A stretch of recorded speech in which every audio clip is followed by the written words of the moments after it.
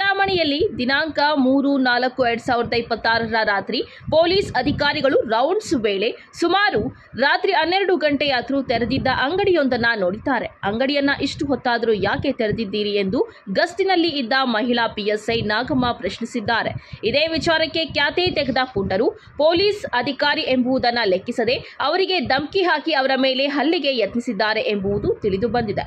ಘಟನೆ ಕುರಿತು video viral ಆಗಿದೆ. ಪೊಲೀಸ್ ಅಧಿಕಾರಿಗಳ ಮೇಲೆ ಹಲ್ಲೆ ನಡೆಸಿದ ಆರೋಪಿಗಳಾದ ಆಲಂಬಗಿರಿಯ ನಾಗೇಂದ್ರ, ನರೇಂದ್ರ, ಪುನೀತ್ ಹಾಗೂ ನವೀನ್ ಎಂದು ಗುರುತಿಸಲಾಗಿದೆ. ಆದರೆ ಅಚ್ಚರಿ ಏನೆಂದರೆ ಘಟನೆ ನಡೆದು 3 ದಿನಗಳಾದರೂ ಆರೋಪಿಗಳ ಬಂಧನವಾಗದೇ ಇರುವುದು. ಹೌದು, ಇದು ಅನೇಕ ಅನುಮಾನಗಳಿಗೂ ಕಾರಣವಾಗಿದೆ. ಅಲ್ಲದೆ ಹಿರಿಯ ಅಧಿಕಾರಿಗಳು ಈ ಬಗ್ಗೆ ಕ್ರಮ ಯಾಕೆ ತೆಗೆದುಕೊಳ್ಳಲಿಲ್ಲ ಎನ್ನುವ ಪ್ರಶ್ನೆ ಸಹ ಉದ್ಭವಿಸಿದೆ. ಘಟನೆ ನಡೆದು 3 ದಿನ ಕಳೆದರೂ ಕೇವಲ ಎಫ್ಐಆರ್ ಹಾಕಿ ಖಾಕಿ ಪಡೆ ಮೌನ ವಹಿಸಿದೆ ಎನ್ನಲಾಗಿದೆ. ಮಹಿಳಾ ಪೊಲೀಸ್ ಅಧಿಕಾರಿ ಹಾಗೂ ಪೊಲೀಸ್ ಕಾನಿಸ್ಟೇಬಲ್ ಮೇಲೆ ಗಲಾಟೆಯಾದರೂ ಕ್ರಮ ಯಾಕೆ ಆಗಿಲ್ಲ?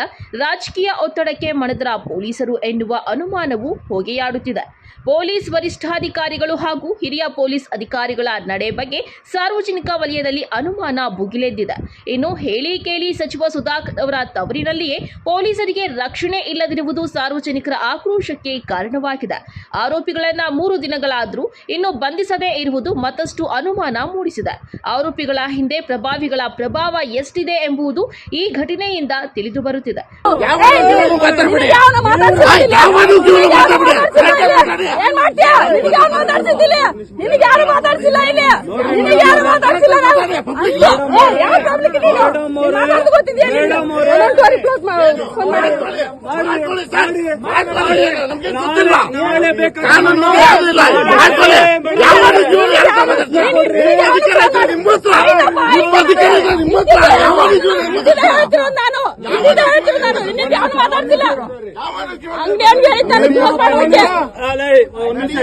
ನಿಮ್ ಪೊಲೀಸ್ ಕರ್ಮಕಾಂಡ ನಮಗ್ ಗೊತ್ತು.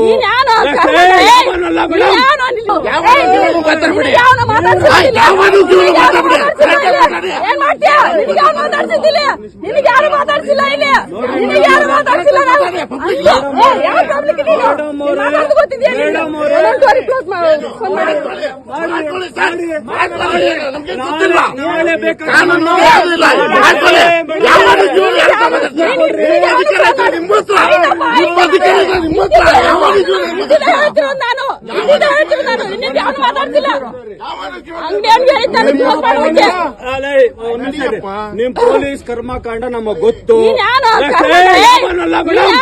ಪೊಲೀಸರ ಪರಿಸ್ಥಿತಿಯೇ ಹೀಗಾದ್ರೆ ಸಾರ್ವಜನಿಕರ ಪರಿಸ್ಥಿತಿ ಏನು ಎಂಬುದು ಸಾರ್ವಜನಿಕರ ಪ್ರಶ್ನೆಯಾಗಿದೆ. Aslam Pasha, MMTV news, Chintamani.